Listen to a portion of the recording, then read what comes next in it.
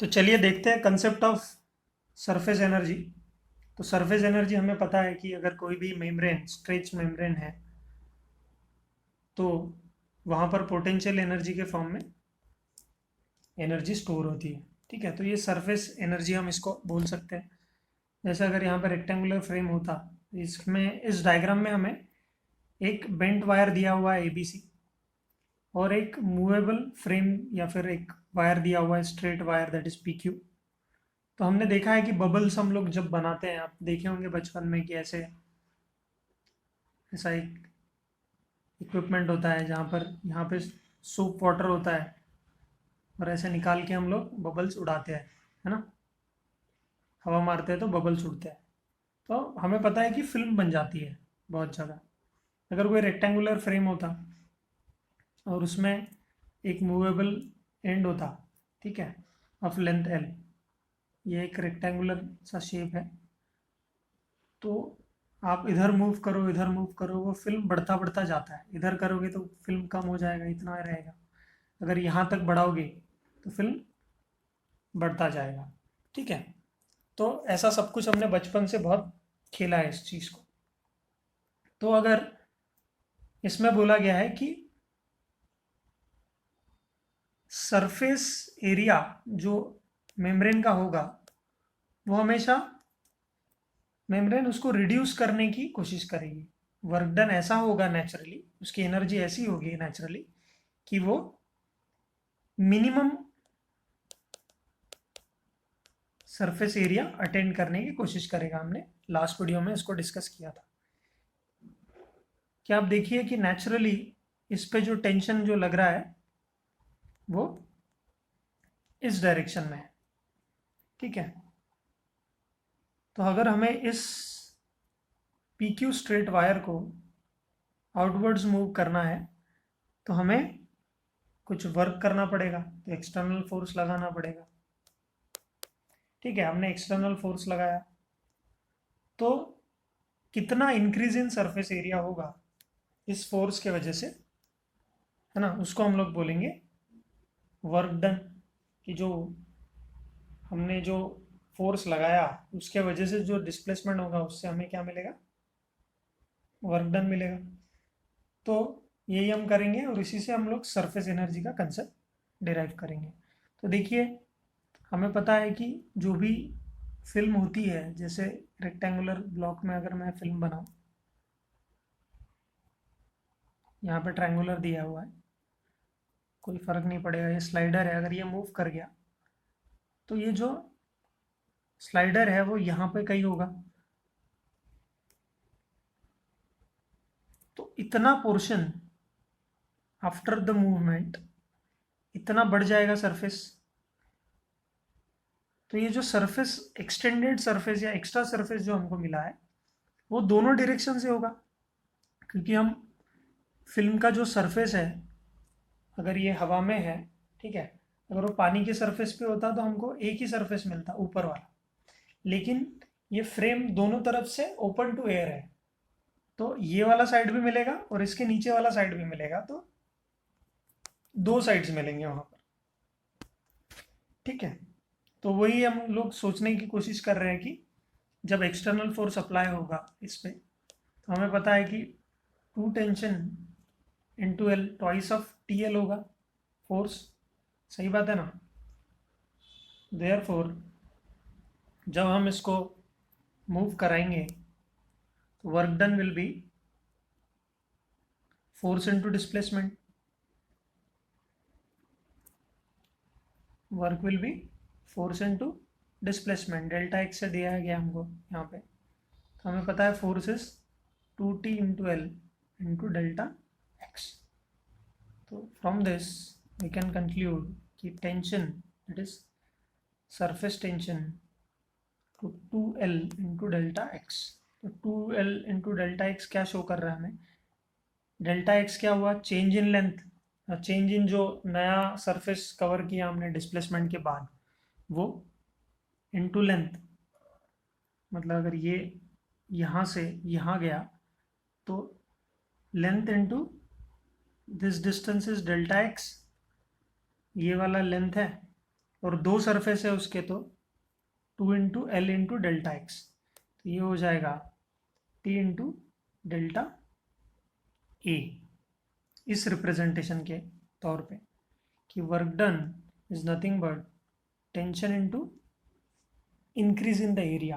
तो delta A क्या है, इंक्रीज इन एरिया है, तो इंक्रीज इन एरिया हमको मिला, तो हम इसको work done against the tension है हमारे लिए, तो work done upon change in area is nothing but surface tension, जो टेंशन हमको मिला है सरफेस टेंशन के अगेंस्ट वर्क कर रहे हैं हम, तो यही इसी को work done against the surface tension, इसी को हम बोलते हैं surface energy per unit area.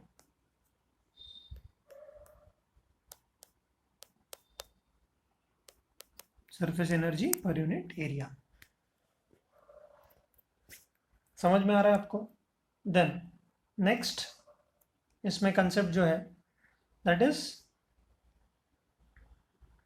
Of a liquid drop. अब लिक्विड ड्रॉप क्या होता है? लिक्विड ड्रॉप एक सॉलिड लिक्विड होता है, पूरा भरा हुआ होता है। वही अगर सोप बबल की बात करें तो बबल के अंदर एयर होता है, तो ये जो थिकनेस है उसकी, इस थिकनेस के बेसिस पे हम लोग ये मानते हैं कि इसके दो लेयर्स है। मतलब अगर मैं बबल को बनाने जाऊं तो हम इसकी थिकनेस की वजह से इसको दो रेडियस है ऐसा मानते हैं। भले ही बहुत छोटा है ये, पर बबल कुछ यहाँ पर एयर है अंदर और बाहर भी एयर है, लेकिन वाटर में या लिक्विड ड्रॉप में पूरा ये एक एंटिटी है जो कि पूरा लिक्विड से भरा हुआ है। ठीक है, तो अगर हमने फोर्स लगाया या स्ट्रेच किया, उसको वर्क डन करना है हमें इसके ऊपर, ठीक है, तो इसको अगर टेंशन अप्लाई किया हमने तो क्या हो जाएगा? रेडियस पहले r1 था, फिर बढ़ जाएगा, ठीक है, तो radius r2 is greater than r1। तो इसका जो सरफेस एरिया है स्पीयर का, स्पेरिकल मानते हैं हम लोग बूंद पानी की, तो क्या हो जाएगा? पहला area is equal to 4 pi r1 का स्क्वायर, सेकेंड एरिया क्या हो जाएगा? 4 पाई r2 का स्क्वायर। ठीक है, तो change in area delta A that is a2 minus a1 क्या हो जाएगा? 4 pi r2 square minus r1 square, 4 pi r2 square minus r1 square. तो work done against surface tension क्या हो जाएगा? Work done is equal to tension into delta A, तो ये हो जाएगा t 4 pi r2 square minus r1 square. ठीक है, समझ में आ रहा है? So this is what the work done against the surface tension to increase the area हम लोग को करना पड़ेगा। जो भी हम सरफेस टेंशन के अगेंस्ट काम कर रहे हैं, अगेंस्ट फोर्स लगा रहे हैं, है ना, तो उसको हमें देखना है, तो उसी को हम बोल रहे हैं कि surface energy. Soap bubble case, soap bubble case क्या है कि हमें पता है कि अगर हम चेंज इन रेडियस देख रहे हैं उसका, अब यहाँ पर बबल केस में ऑलमोस्ट रेडियस इक्विवेलेंट है, पर कुछ अंदर एयर है और बाहर भी एयर है, खाली है, ये वो एक एंटिटी नहीं है। तो जब भी हम प्रेशर लगेगा, यहाँ पर टेंशन लगेगा, तो दोनों एंटिटी पे लगेगा, मतलब यहाँ पर भी और यहाँ पर भी, दोनों साइड। ठीक है, जैसे रिंग के केस में होता है। रिंग का केस मैं बताता हूँ आपको कि सपोज पानी में ये कंटेनर है, अगर इसके ऊपर आपने ऐसा कुछ रिंग डाल दिया, ये हॉरिजॉन्टल प्लेन में, इस हॉरिजॉन्टल प्लेन में, और इसको लिफ्ट करने की कोशिश कर रहे हो आप रिंग को। ठीक है, रिंग को आप अगर लिफ्ट करने की कोशिश कर रहे हो तो क्या हो जाएगा?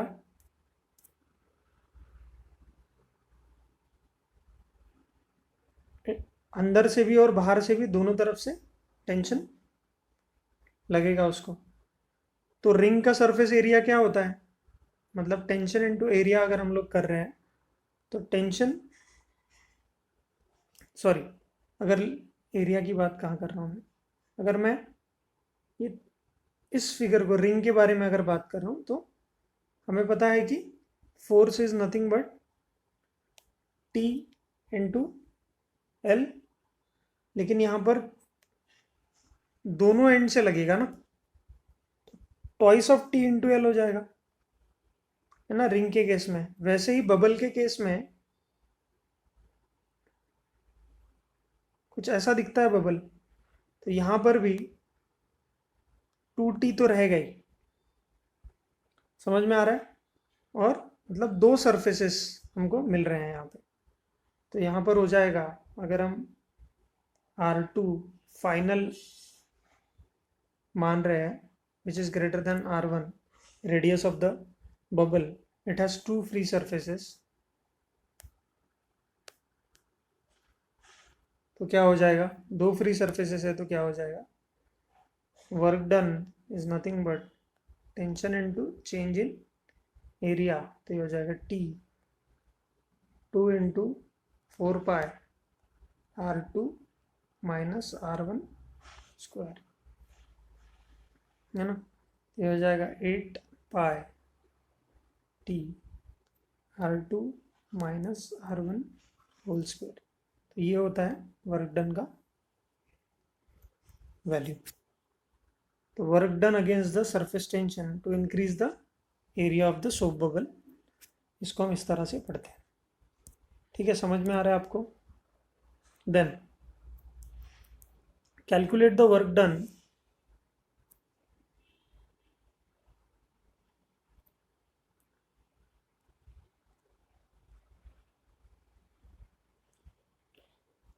यहाँ पे बोला है आपको, calculate the work done against the surface tension in blowing a soap bubble from radius 10 centimetre to 20 centimetre. तो सोप बबल को 10 सेंटीमीटर से 20 सेंटीमीटर तक पहुंचाना है। If the surface tension of the soap is 25 into 10⁻³ newton metre. ठीक है, तो tension दिया गया हमको, then compare it with liquid drop of the same radius. तो हमारे पास सोप बबल है, ओरिजिनल सरफेस एरिया क्या हो जाएगा उसका, 2 इंटू 4 पाई,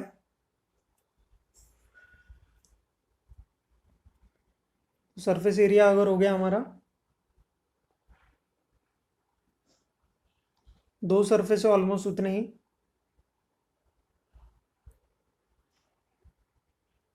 ऑलमोस्ट एक के ऊपर एक ओवरलैप होते हैं, ये पहला रेडियस, ये ऑलमोस्ट 10 सेंटीमीटर का। ठीक है, तो ये वैल्यू डाल दी हमने, area of surface area of the original soap bubble कितना हो जाएगा, 4 pi R1 square into 2, R1 square into 2।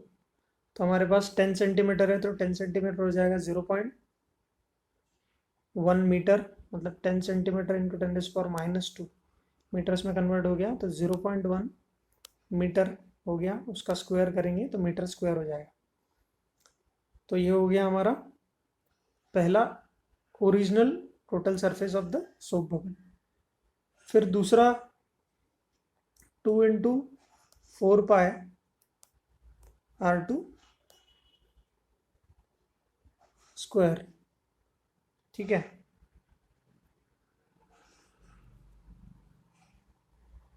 अब 2 इंटू 4 पाई इंटू 0.2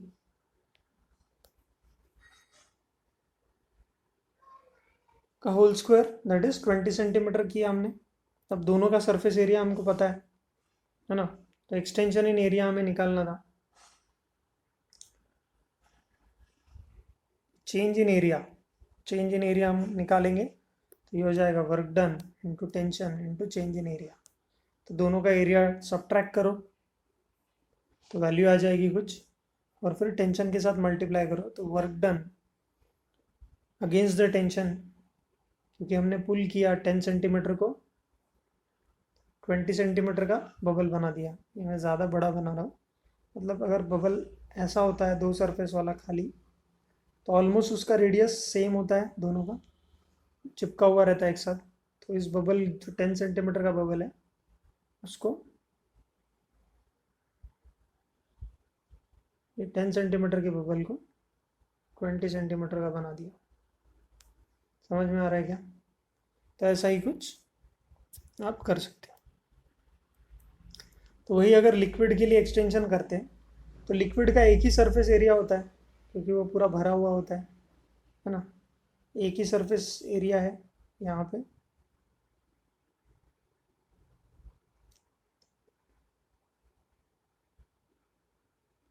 ठीक है, because of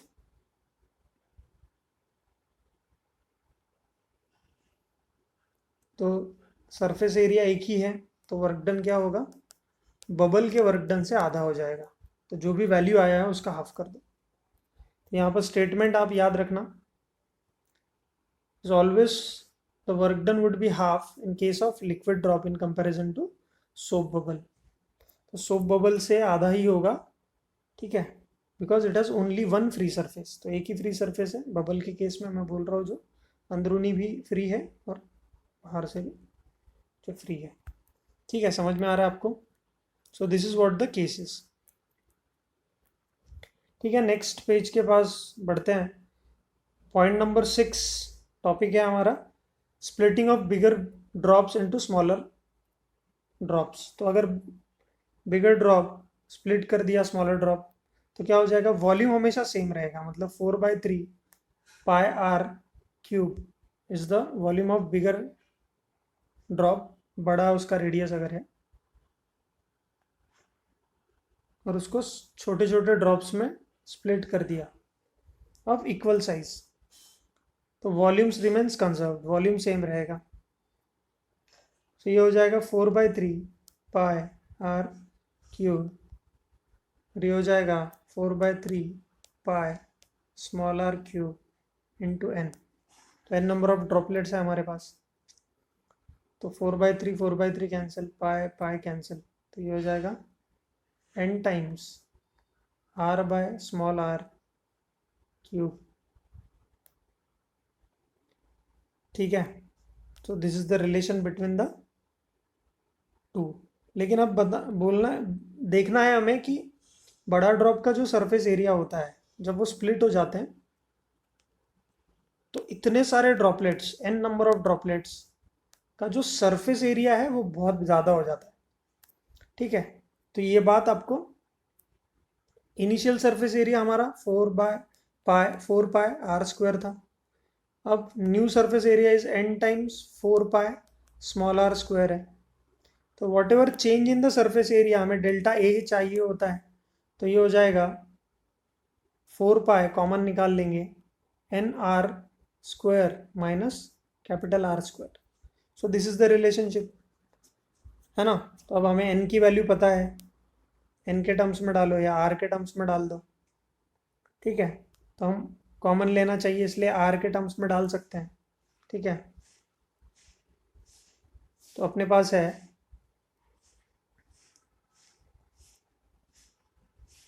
are is equal to capital R N to the power 1/3।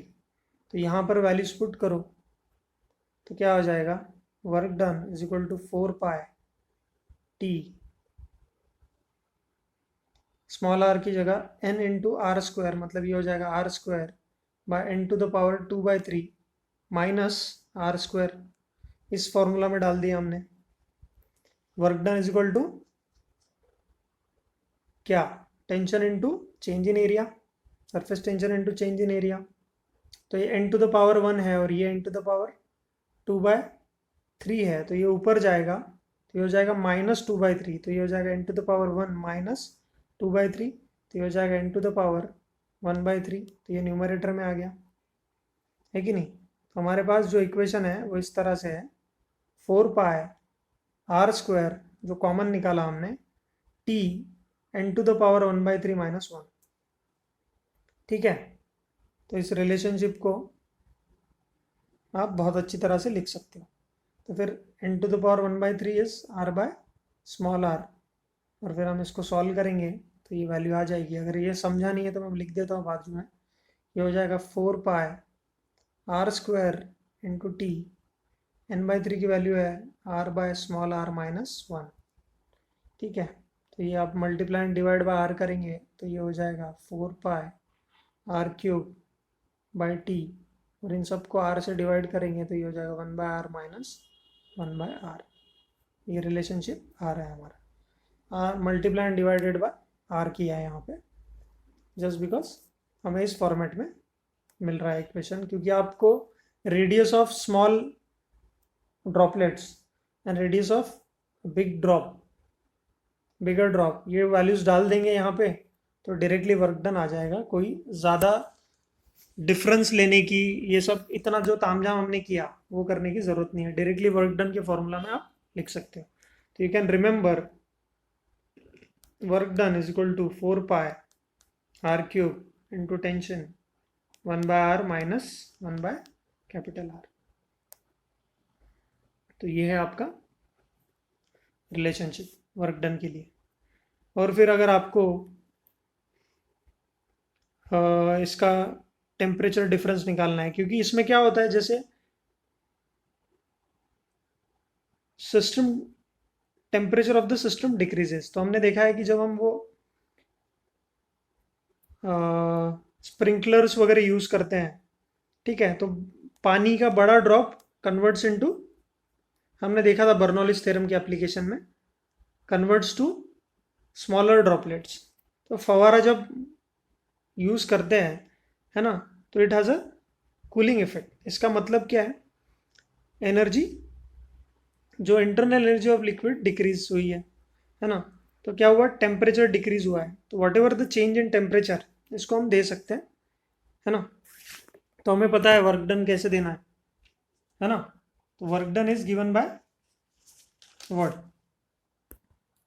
Work done is given by ms delta theta, that is change in temperature अगर आपको देना है, ठीक है ना। तो लेकिन हमारा वैल्यू जूल में है, कैलोरी में करेंगे तो डिग्री में आप आंसर ले सकते हो। तो यहाँ पर मास इनटू, तो अभी आपको डेल्टा थीटा टेम्परेचर निकालना है, तो specific heat of the liquid, है ना, work done.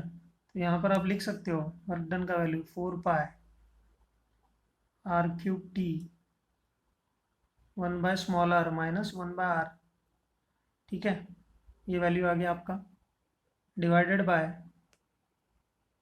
Mass is equal to volume into density 4/3 pi R³ into density into specific heat, 4/4 cancel, pi cancel, या R³ कैंसिल, इंटू टी है यहाँ पे। तो ये हो जाएगा delta theta is equal to 3 times T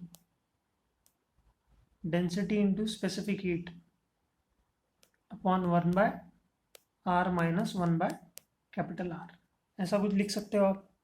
तो ये लिखोगे आप, ठीक है, तो ये जो वैल्यूज़ है उनको जूल से आप डिवाइड कर दोगे, है ना, तो आपको कैलोरीज में आने वाला था वो वैल्यू जो वर्क डन का था, ठीक है, तो आपको डायरेक्टली आंसर मिल जाएगा। तो यही आपको डिक्रीज इन टेम्परेचर का वैल्यू जो निकाला है, ये आपको मिला जाए, where D is the density, S is the specific heat of the liquid.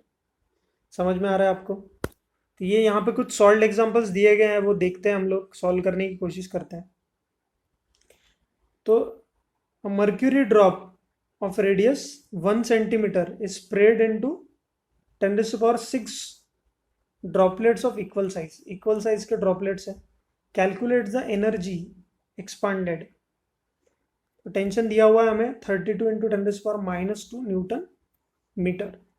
तो r is the radius of the drop and small r is the radius of droplet। तो वॉल्यूम दोनों का सेम होगा, तो हमें पता है कि 4/3 pi R³ is equal to 10⁶ 4/3 pi R small cube, 4/3 4/3 pi pi, और ये हो जाएगा 10⁶ r⁻³ और एक कैपिटल R क्यूब। समझ में आ रहा है? तो आपको क्यूब रूट ले लेंगे तो 10⁻² r, तो r is equal to 100 times r, ये रिलेशनशिप आया। ठीक है, तो स्मॉल r का value is capital R by 100, तो कैपिटल R इज 1 सेंटीमीटर, तो 1 इंटू 10⁻² मीटर्स हो गया, ये डिवाइड बाय 100, तो R इज इक्वल टू 10⁻⁴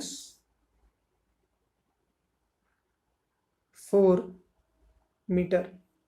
बहुत छोटा हो गया ड्रॉपलेट का रेडियस। ठीक है, तो ये रिलेशनशिप मिल गया हमें। So now change in surface area, तो हमें पता है कि इसका है 4 पाई r small r square into 100, नहीं सॉरी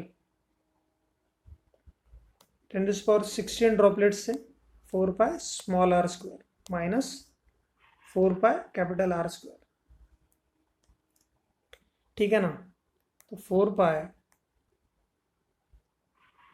10⁻⁶ इंटू 10⁻⁻⁴ का square minus r capital R का स्क्वायर, दैट इज 10⁻⁻² का होल स्क्वायर। तो ये हो जाएगा 4 पाई 10⁻⁻² माइनस 10⁻⁻⁴।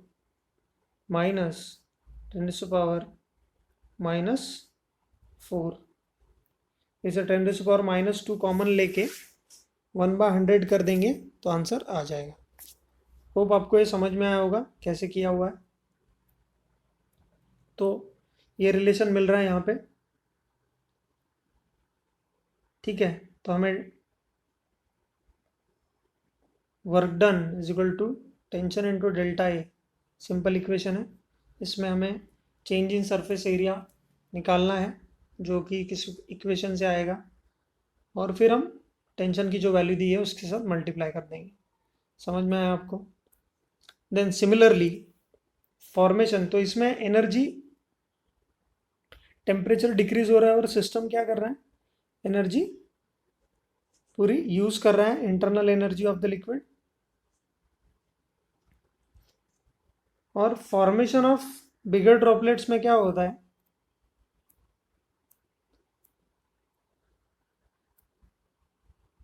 कि जैसे अब इसका एकदम रेसिप्रोकल, कि यहाँ पर एनर्जी यूटिलाइज, हीट जनरेट होगी, है ना, इंक्रीज होगा टेम्परेचर, है ना, एग्जैक्टली अपोजिट एनर्जी रिलीज होगी। तो n नंबर ऑफ ड्रॉपलेट्स है वो इंटू r मिला के कैपिटल R बिगर ड्रॉप बनाएंगे विथ रेडियस। तो हमें पता है अभी भी कि ये रिलेशनशिप आएगा, सेम रिलेशनशिप आया। ठीक है, देन वर्क डन के क्या करना है हमको, तो हमें पता है कि चेंज इन सरफेस एरिया, है ना, सेम रिलेशनशिप आएगा।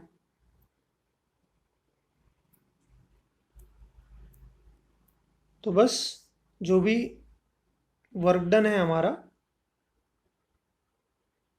वो जूल्स में होगा, nr² माइनस। ठीक है, तो उसको कैलोरीज में कन्वर्ट करना है तो 4.2 से आप डिवाइड कर दो, है कि नहीं। तो रिलीज इन एनर्जी हमको मिल रही है। तो वही है फंडा जो भी हमने यूज़ किया अभी, वो सिमिलर फंडा यूज़ करना है। कंजर्वेशन, तो big drop is formed by coalescing, COALEZ, coalesce करना मतलब मिलाना। कोलेज टू फॉर्म बोलते हैं ना, they coalesce to form bigger drop, ठीक है। या फिर ऐसे भी क्वेश्चन आते हैं कि बबल कोलेज होकर एक लिक्विड ड्रॉप बना।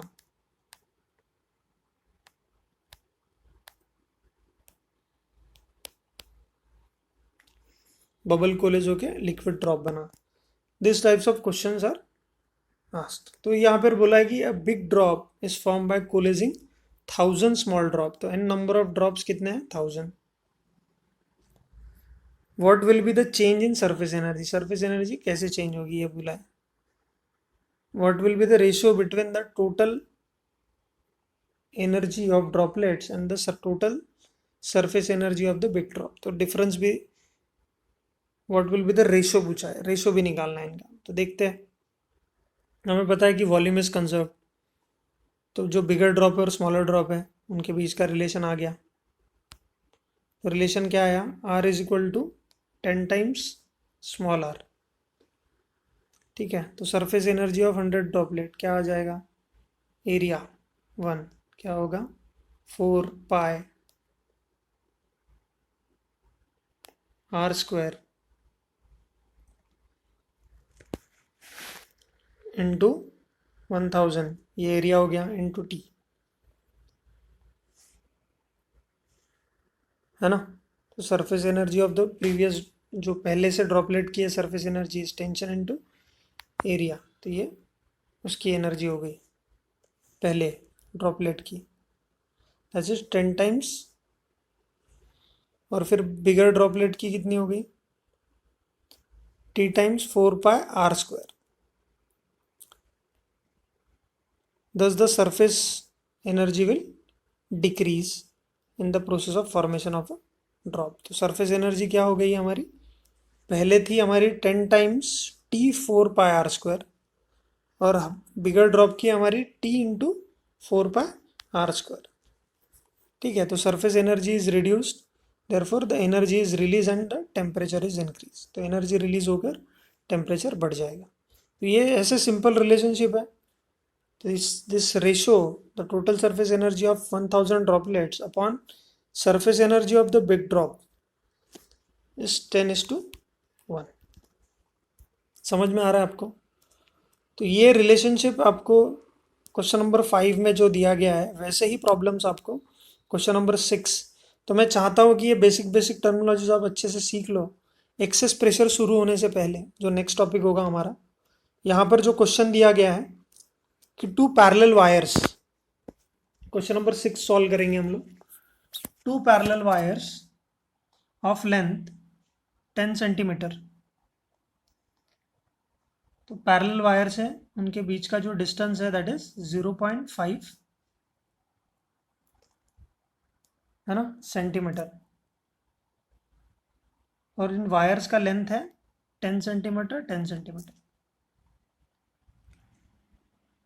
Calculate the work required to increase the separation by 1 metre. तो 1 मीटर सेपरेशन कर दिया है इनको, और बड़ा कर दिया है, मतलब खींचा होगा एक वायर को। तो पहला जो 0.5 था, अब वो सेपरेशन 1 मिलीमीटर हो गया।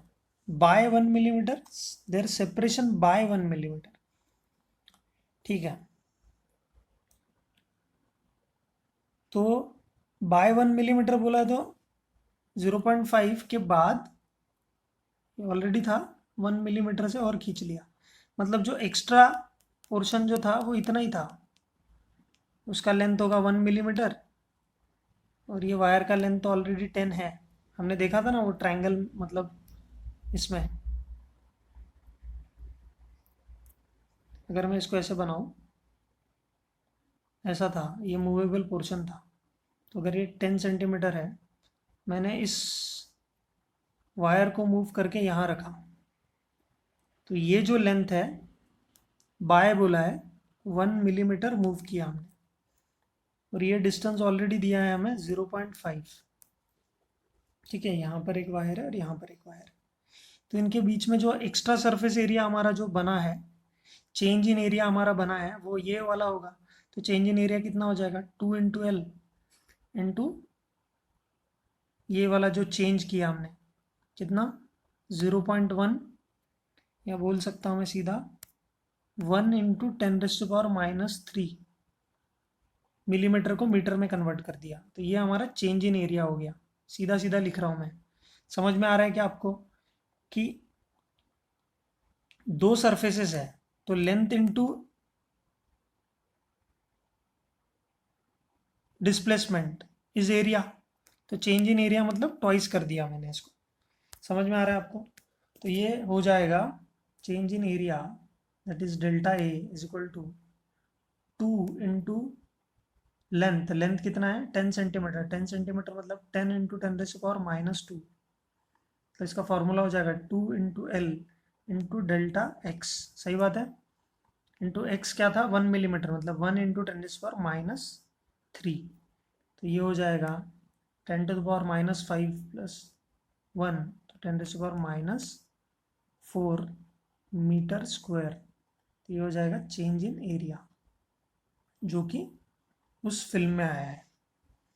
ठीक है, तो अब वर्क डन इन प्रोग्रेस। तो ए निकल गया अपना। टेंशन दिया हुआ है क्या? देखो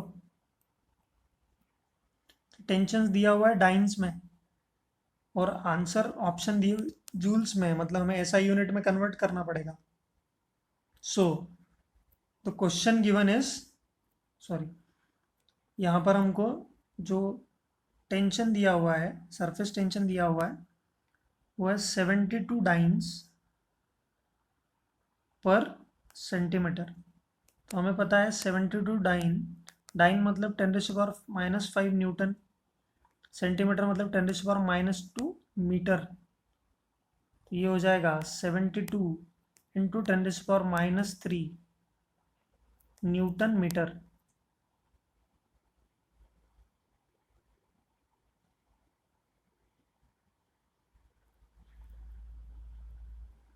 (72 × 10⁻³ न्यूटन मीटर।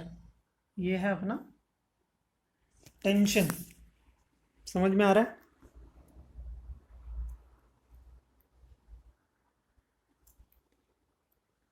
तो अपने पास है वर्क डन निकालना है इन इंक्रीजिंग द डिस्टेंस। तो हमने जो ये दो वायर्स के बीच का जो पार्टीशन था 0.5, फिर वहाँ पर 1 मिलीमीटर एक्सटेंशन हुआ। तो ये 1 मिलीमीटर एक्सटेंशन करने के लिए हमने कितना मेहनत किया? Work done in increasing the distance between the wires by 1 millimetre, उसको निकालना है।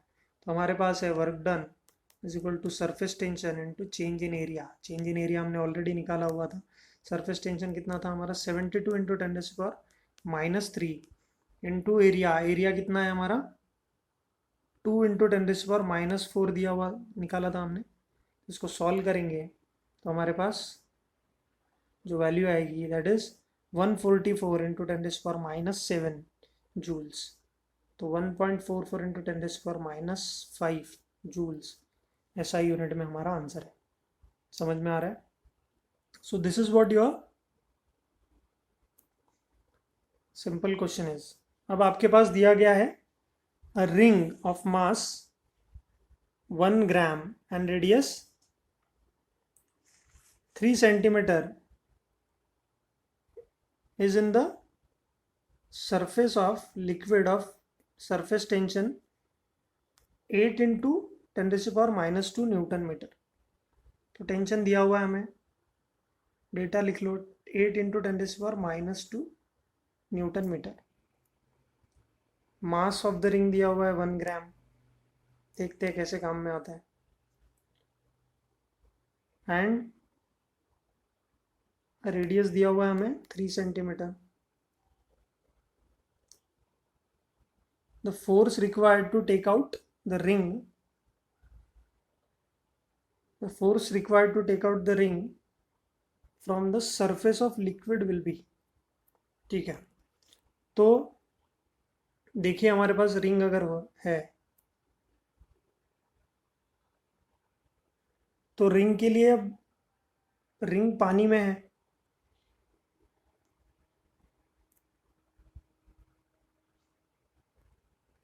तो अगर रिंग को निकालना है हमें तो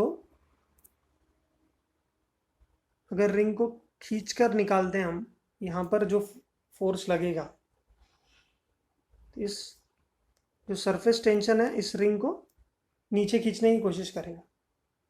तो जो भी फोर्स होगा that is tension into length होता है हमेशा, है कि नहीं। और यहाँ पर दोनों साइड से होगा, मतलब अंदरूनी हिस्सा भी, क्योंकि रिंग पानी के साथ ये जो रिंग है ये दोनों पोर्शन, अंदर वाला भी और बाहर वाला भी, दोनों अटैच्ड है ना। तो दोनों के ऊपर, मतलब रिंग अगर ऐसा है तो ये भी पोर्शन और ये वाला, this whole portion in inner part and external, ये जो सर्कमफरेंस है इसका, उसका internal part and external part, उन दोनों पे पानी अपना कोहेसिव फोर्स, एडिसिव फोर्स लगाएगा और नीचे खींचने की उसको कोशिश करेगा। तो यहाँ पर क्या हो रहा है, हमें लिखना है कि force required to pull the string out. Force required to pull the string out क्या होगा कि नीचे लग रहा है mg, रिंग का मास इनटू ग्रेविटी, और ये दोनों टेंशन लग रहे हैं यहाँ पे अंदर और आउटर सर्कमफरेंस पे। ठीक है, तो हमें पता है कि force is equal to tension into length होता है, तो 2 टाइम्स हो गया ये। और अगर लेंथ ऑफ दिस रिंग निकालना है तो that is circumference of the ring, that is 2 pi into R. समझ में आ रहा है। तो ये हो जाएगा अपना फोर्स, ऊपर से ये mg लग रहा है, मतलब force due to tension, surface tension कितना आ जाएगा 4 times pi R into T plus mg। और इतना फोर्स मिनिमम लगेगा ऊपर निकालने के लिए। ठीक है, समझ में आ रहा है। तो ये वैल्यू हमारी ड्यू टू सरफेस टेंशन आई है और mg is due to the weight of the ring. सुनाओ, ये अगर बात आपको समझ में आ गई होगी ये दोनों, तो हम लिख सकते हैं force required F dash required is mg, that is weight of the ring, plus force due to surface tension, that is 4 pi r into t। तो वैल्यूज पुट करो, आंसर निकालो। mg में आपको मास ऑफ द रिंग दिया हुआ है कितना है 1 ग्राम, तो 10⁻³ kg हो जाएगा ये। ग्रेविटी आप 10 ले सकते हो अगर आसानी से आंसर चाहिए तो ये 10 ले लो। Acceleration due to gravity 4 pi is 22/7 into R, radius दिया हुआ है 3 सेंटीमीटर एंड टेंशन दिया हुआ है हमें 8 × 10⁻²। सारी वैल्यूज डालो and force required come out to be 4 × 10⁻²। तो ये निकालना इम्पॉर्टेंट है, ये 2 वाला पार्ट मिस हो सकता है, तो प्लीज़ ध्यान दो आप। देन क्वेश्चन नंबर 8 क्या बोल रहा है कि water drop of radius 1 metre, water drop का रेडियस है 1 millimetre sorry, is broken into 10⁶ identical drops. Surface tension of water is 72 dynes per centimeter. Energy spent in the process। तो अगर water drop mix होके एक बड़ा drop बन रहा है, ब्रोकन इनटू, तो एनर्जी स्पेंड कितना हुआ है, तो वॉल्यूम हमें पता है कि इक्वल होता है, रिलेशनशिप हमें पता है, सरफेस एरिया हम निकाल देंगे। ये सब निकालने के बाद हमें T इंटू सरफेस एरिया करना है बस। तो सरफेस एरिया निकला इंटू चेंज इन एनर्जी, है ना, या इंक्रीज या डिक्रीज इन सरफेस एनर्जी। तो इंक्रीज इन सरफेस एनर्जी, उसका डिफरेंस लिया हमने, डेल्टा ए आया, उससे हमारा ये आंसर आ जाएगा। ठीक है, तो बहुत बेसिक क्वेश्चन हमने किए आज। जो एक्सेस प्रेशर शुरू करने से पहले प्लीज़ हम इन सारे बेसिक चीज़ों को पढ़ लीजिए। कल हम एक्सेस प्रेशर शुरू करेंगे तो समझ में आ जाएगा। ठीक है, बोर्ड पे करने की कोशिश करेंगे। पीडीएफ में कुछ बच्चे समझ में उनको इंटरेस्ट आता है, कुछ को नहीं आता है, तो बोर्ड पे करने की भी कोशिश करेंगे। ठीक है, थैंक यू सो मच, मिलते हैं।